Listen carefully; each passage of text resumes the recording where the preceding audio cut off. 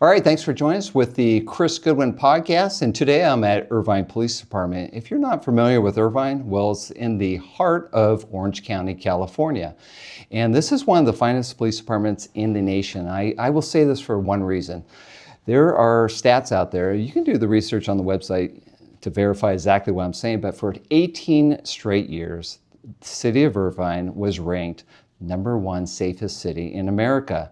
And those were based on FBI stats and with populations of 250,000 or more. So we wanted to come to Irvine Police Department to find out, what exactly they're doing to keep their safety and their crime prevention at the top levels that it deserves for the residents. So with that, we have a special guest today. It's the Public Information Officer for IPD, and his name is Kyle Oldoerp.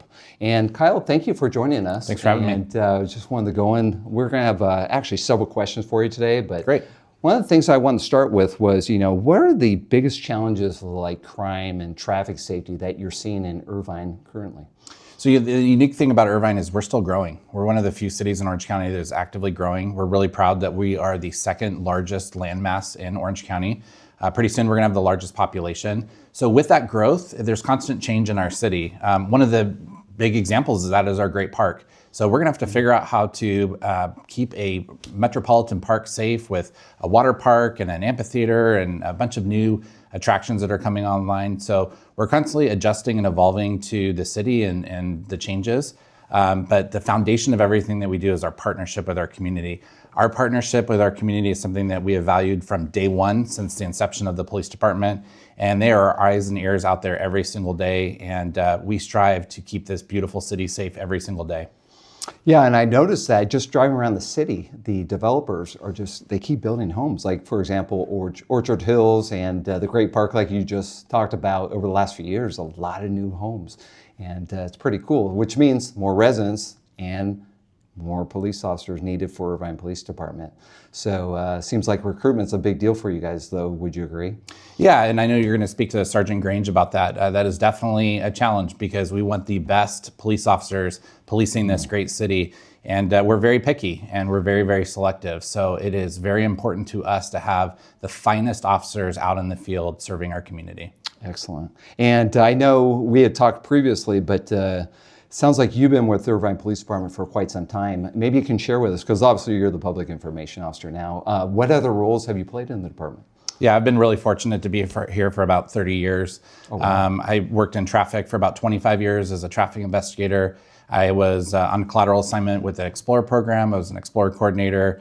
I've assisted in our dispatch division with some staffing shortages. So I've been kind of all over the department, but this is one of the greatest assignments possible. Oh yeah, and you and I are typically the same type of investigator though, because I was, as you know, with CHP for 26 years and I investigated a lot of traffic collisions, and so have you. So yeah, it's a different patrol style compared to, if you're just doing burglaries and robberies and everything else. So anyways, wanted to ask you though, how has crime maybe changed in Irvine over the last few years? Because obviously you've been here for quite some time, so you see what goes on. But is there any rising trends that maybe residents should know about, whether that's, retail theft at your outdoor mall, at the Irvine Spectrum, or wherever else areas that you might want to share? Yeah, so crime is constantly evolving. We're constantly adjusting.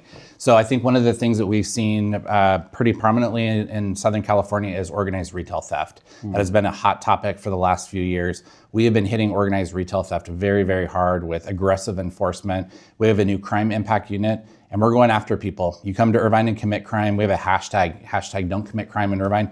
We're gonna come find you. If it's $500, we don't care what it is. If you come to Irvine and you commit crime, you can expect one of our police officers either to arrest you that day or in the future. So we're really, really aggressively trying to address organized retail theft. Prop 36 has helped with a lot of that. Yes. I think we're seeing pretty much nationwide some of this crime tourism that is occurring, where people are coming into the United States to commit professional burglaries. So that is something that we have been aggressively trying to combat with all of Southern California and in fact the United States, because these burglars are very, very professional. We've never seen burglars using remote cameras and surveilling people and using some of the techniques that these guys are using. So that's very, very challenging because they're constantly moving. One of the things that we're seeing here in Irvine, and we're trying to get the word out, is distraction theft. So we're really trying to encourage people, be aware of your surrounding. If somebody's close to you at a shopping market, reaching over you in your space, back off, get some distance, because the ease that they're able to lift, purses and wallets out of people's purses and shopping carts is absolutely amazing. So really trying to get the word out on that.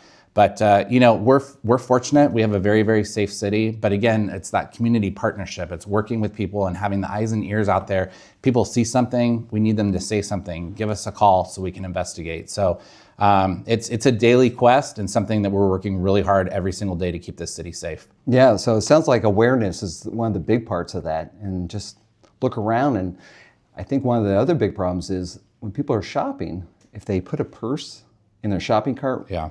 but then they reach for, they turn their back for a moment and reach for some milk or whatever, you're just leaving your purse fully exposed. We all see this at the grocery stores. It doesn't matter what city you're in. And I think we just get complacent. We're like, this is a safe city. Yeah. This is Irvine. Nothing happens here. Yeah. Well, it doesn't matter what city you're in. Things can take place if you leave it too easy for criminals. Well, and these guys are amazing. I just saw some surveillance footage the other day. It was 4 different people that were on one person. So it was one couple that pushed a shopping cart at the other end, shopping cart at the other end, engage in a conversation. They compliment, a piece of jewelry or whatever. And before they know it, that fourth guy is taking the purse. And before they even know what's happened, that purse is probably out of the store and they're charging the credit card. So that's where social media comes into play. We're going to share some of those videos and try to get the word out with the help of our media partners as well, just educating people. If it doesn't seem right, somebody's crowding you, be protective of your space. Yeah, okay, well, that's fantastic. And it sounds like, that social media is part of your initiative to, cut down on crime. But maybe we can talk about traffic safety too, because one of the things I did see on your Instagram in the past was your city, and actually every city has this issue, e-bikes. Yes. And that's become a new thing for people. And I think a lot of parents maybe just aren't aware what's legal and what's not. So maybe you can talk about what Irvine PD has done in regards to e-bikes, because traffic safety, that's a big issue. It's a huge issue, especially as a former traffic investigator, being somebody who's been to some of these terrible, terrible collisions. It's something that I care really deeply about. E-bikes are a constant challenge in our city. You have e-bikes and then you have e-motorcycles. The e-motorcycles are illegal. These are devices that do not have pedals. They're basically electric motorcycles. And these are capable of going 40, 50, and upwards into 60 miles an hour if they're modified properly. So, as a former CHP officer, speeds like that are life-changing if you're in a collision. So we are trying really, really hard to address e-bikes through education and enforcement. Of course, everybody knows enforcement is the tickets and whatnot. One of the great things that we do have in Irvine is we have a diversion program for our youth. So if you get a ticket and you're underage, instead of going to traffic court, you go to a bike safety course. So that's a way to keep it off of your record. It's a little way to learn a little bit more about bike safety. So that's something that we're trying to do. But we're just trying to get out there and educate not only the kids that are on these bikes, but the parents, because they're buying these devices for their kids and they probably have no idea what they're buying for them. They have no idea that they can be modified, and then we were having these terrible collisions on the roadway, and then the parents are surprised. They had no idea that the bikes were capable of traveling at the speeds they were traveling at. So we really need everybody in on this, the parents, the riders, and the police department. We're very, very proud that we've partnered with the Irvine Unified School District to host e-bike safety courses. So if you are riding a bike to school that is electric, you have to take an Irvine PD bike safety course to get a parking permit in order to bring that device onto campus. So we've been able to hit hundreds of teenagers with those bike safety messages. So we're really, really proud of that. We had an uptick in some of our motorcycle collisions. So one of the things we've introduced recently was a rider safety program where we have the community come and work with our motorcycle training officers, actually do cone patterns and raise their awareness of how to keep themselves safe. So it is a daily effort on the part of our traffic enforcement division. We have what we call high visibility enforcement, HVE, and we'll pick an area of town and we'll saturate it. We'll work that area for 2 to 3 hours and put every traffic officer that we have on duty to let the community know that we're there. And we have seen, and I'm sure you know this from CHP, increased enforcement, even though it's not popular, typically shows that the collisions and injuries go down on our roadways. So we do believe in the enforcement aspect of that. Right, and that's one of the things I saw on your Instagram. Your team of officers on motorcycles were targeting, this was just on a specific day, like you said, for 2 to 3 hours over in the Great Park. Yep. And I think what the reason for that was you were getting a lot of calls about people speeding on specific streets. Yeah. And it was time to bring those speeds down. And you guys wrote a lot of citations that day. And it's not about writing citations from my experience. It's from traffic safety. We're really trying to save lives here. We're not out here to make money because we're not here to generate funds for the department. We're here to save lives. So maybe you can just share about that over in the Great Park. Yeah, so Great Park is one of those areas. It's beautiful. There's tons of real estate out there, but we need people to follow the rules. We need people to follow the laws. We've had problems with vandalism out there with e-bikes where they're spinning their back tires and chewing up playground surfaces, using fireworks to cause problems. So it's not only just the riding, it's the behavior associated with it, because some of these bikes are able to travel so fast that they kind of feel emboldened that they can get away from our officers or from adults. So we have seen some of that come into play, but it's really important to us to remind the community that we're out there every single day, keeping them safe. We're keeping watch. And as you know, high visibility enforcement does work. Everybody knows where the officers hang out or where they stop, and you're more likely to slow your vehicle down. But at the end of the day, it's not about the revenue. It's about keeping our streets safe, lowering those collisions, and saving lives. Fantastic. Well, maybe we can shift into technology and tools that the department has. A lot of departments has gone to drones, body cameras, also even the automated license plate readers for stolen vehicles traveling through the city, right? And how effective it's been in Irvine. Yeah, we strive to be an innovative department, and we use technology every single day. We're really excited that our real-time crime center is up and running. That's something that we brought online this year. And what a game changer for law enforcement. We have specialists working in real time, providing information to our officers, running license plates, looking at license plate readers, trying to figure out data from past crimes, identifying people before our officers are even on scene. So that has been a real game changer, that with our automated license plate readers. So we have deployed license plate readers throughout our city. They're throughout Orange County and throughout the United States at this point. But the linking that we're able to do with those license plate readers is absolutely incredible. We had a theft that occurred recently where it was a distraction theft. Somebody took a piece of jewelry off of an elderly person. They had a specific make and model of that vehicle. Within a few minutes, our real-time crime center, because of the make and model, had found that vehicle on a license plate reader. We were able to recover information about the suspects really quickly. We had our crime impact unit go out and find these guys, and we ended up arresting them. So that's stuff that is like next level. We're also really excited about our drones as a first responder. So this is a new program that we're trying to initiate where we have drones deployed throughout the city of Irvine, and they come out of a little garage and they can fly off to wherever we need to check out, a crime that's occurring. So it's next level law enforcement. We're able to get eyes on a problem before a police officer is even there, or before an airship is even there. So that stuff is really exciting, and just collaboration with other departments. But at the end of the day, nothing beats good old-fashioned police work, and we have a bunch of highly motivated officers out there wanting to solve crime and send the message loud and clear: don't commit crime in Irvine. Oh, absolutely. And have you guys gone to the body cameras? We did. We have had the body cameras for a couple of years. They have been instrumental in keeping our officers safe, keeping our community safe. We do share a lot of the footage online. And from a social media aspect too, I think it's allowed us to show the community the hard work that our officers are doing out there. It's a tough job, and you know that. And so this body cam footage has allowed us to share with the community what our officers are experiencing every single day out there in the community. Oh, yeah. In regards to reaching out to the public, you obviously like to get the information out there.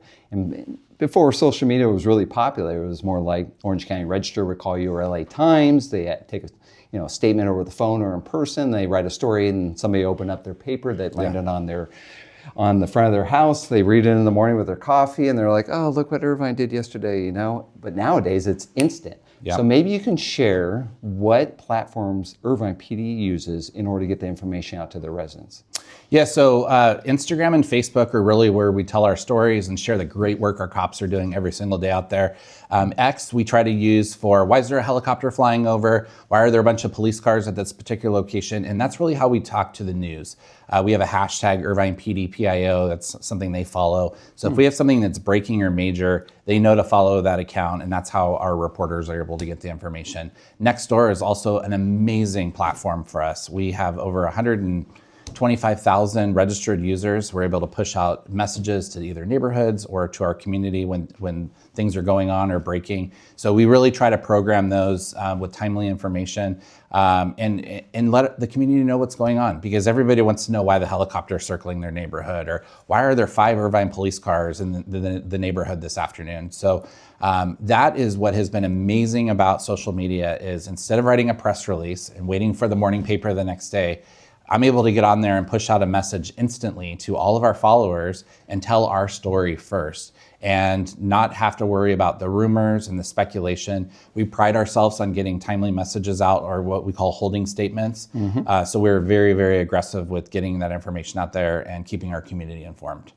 So transparency is big with obviously those platforms, because you're putting out that information so quickly. Transparency is key. Our chief is committed to providing timely, accurate information in a transparent way. And I think if anybody reviews our social media, you'll see that loud and clear. Oh yeah, and that's one of the things I wanted to ask you, because obviously you've been IPD for 30 years, and it's a long time, and you've seen a lot of changes. And you remember the days when social media didn't exist. So Yeah.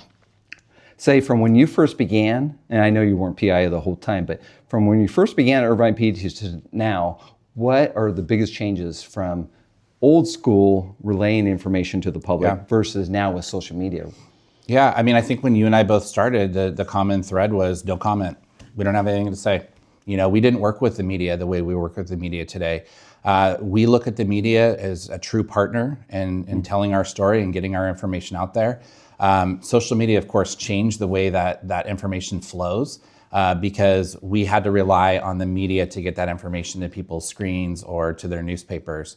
And now people know, we've trained them that they can get the reliable, accurate information from us. We frequently will go on camera and provide video updates so that we're telling our story, reassuring the community that we're on top of the case, that we're looking into it. Here are the things that we're doing to try to find the suspect. Here's how you can keep yourself safe.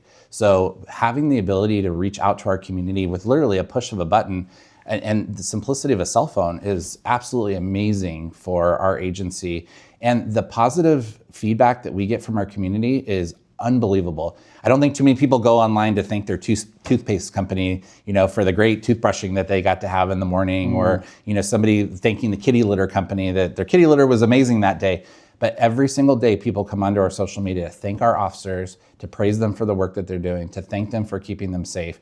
And it's amazing the conversations that we have on there and the support that we were able to get from our social media following. Yeah, that is really important. And one of the things I noticed, like with the Orange County Sheriff's Department, is that for transparency in regards to shootings, yes, I understand, because you got to protect, you know, everyone involved, right? But after they do their internal review, they then go on social media with a full breakdown of the incident and showing the video to the public, and let the public see it from themselves. Because when we read headlines, police shoot individual, first thing that comes to mind is, oh, those police, they shouldn't have pulled the trigger. Well, how can you make that judgment if you haven't seen the actual video? Yeah. How do you know that person didn't pull the gun first? You know, and then now the officer's lives in jeopardy, and the officer took the appropriate action, actually pulled his gun in response to save his own life or somebody else's life. So does Irvine Police do what Sheriff's Department does in regards to putting that information out? Yeah, so you asked me about body cameras. Yes. that has been instrumental in telling the story of these incidents. Sadly, we did have 2 officer-involved shootings last year. And we did produce 2 of those videos. So within 30 days of those incidents occurring, we did present all the known facts at that time. We did pair it with body cam footage, and we did share that with our community. And again, it's our ability to tell the story clearly from start to finish, with diagrams, with pictures, with drone footage, and it allows us to speak directly to the community and tell them what happened. And they can see it, and they can draw their own conclusions based on what they're seeing on those videos. And again, I think it shows the absolute challenging job our police officers have out there every single day, the split-second decisions they're faced with. And so those critical incident debriefs, I think, are becoming very common practice in law enforcement. I think if you're not doing them, you're doing yourself a disservice. And I feel like the two that we did were produced very, very well, and they were very informative to our community and answered any questions that the community may have had about those incidents. Yeah, and that's fantastic. Irvine's doing that. So, well, I wanted to transition to community policing. Maybe you can tell us what Irvine PD is doing, maybe working with HOAs or different groups out there throughout the city for the community policing to try to bring that crime down in certain areas. Yeah, community outreach is a cornerstone of the Irvine Police Department. I know I've said it a couple of times, being in partnership with the community. So some of the community programs that we have that we're really proud of is we have the Community Police Academy that's not only taught in English, but in Mandarin. We have our Community Emergency Response Team, also taught in Mandarin. We have our Police Explorer program that we're very proud of. We have our disaster emergency communications folks that also can volunteer here. So those are programs where we're bringing the community in to work alongside of our police officers. Very, very proud of those programs. And then, Coffee with a Cop, getting out into the community. We have 2 support canines that go out into the community and assist in traumatic situations. They go out to the schools and meet our kids. So again, breaking those barriers, bringing the community closer to our police officers. We're really proud of that. And our cops are just out there making contact with people every single day, having conversations, addressing our community organizations, going to homeowners associations meetings, holding town halls if we have something major happening in Irvine, and trying to make those connections ahead of time so that when we do have an emergency or a disaster, we have formed those connections with our community. It is something that we try hard every single day to have meaningful contacts with our community. Oh, it's really cool. I will tell you a story too, and I think it was regarding you. I was one day checking out the trails over at Quail Hill Community Center. And Quail Hill's a fascinating little pocket of village of Irvine. It's beautiful. But anyways, I was in there, I was talking to one of the city employees, and he was telling me that Irvine Police Department puts on community outreach here in one of the big rooms, and he was referencing you, and then he started talking about your Instagram. He was like, oh, you should check out their stuff. He was talking about how great you do with the social media. So I was like, oh, that's really cool. So when you said that about the community centers, I could see, yeah, you got these big rooms, you advertise it on social media, come on down, and hopefully people, show up. And are you finding that a lot of people do come to those meetings? Yeah, we are so lucky in this community to have such a supportive community, from our city leadership to the folks out on the streets. We know that that's not the case everywhere, but man, we are so lucky to have the community that we have and the support that we have and the partnerships, whether it's the school district, the hospitals, the different business groups, the private security partnerships, the interfaith community. There's so many great relationships that are intertwined here in the city of Irvine. And I really do think that that's what helps keep us safe and keeping us in communication with each other and having those conversations when we need to. That's really cool. And let's talk about volunteers, because like CHP has a senior retirement program where seniors can come to individual CHP offices and they can serve. They don't get paid, obviously, but they provide a lot of great service. Some actually go out in the field and do things with officers. Others just work in like the clerical department and help with copying and keeping stats and all kinds of sorts of things. Do you have anything like that for seniors that want to serve at IPD? They're not going to get paid, but they can come down here and serve. So we do have a variety of volunteer opportunities.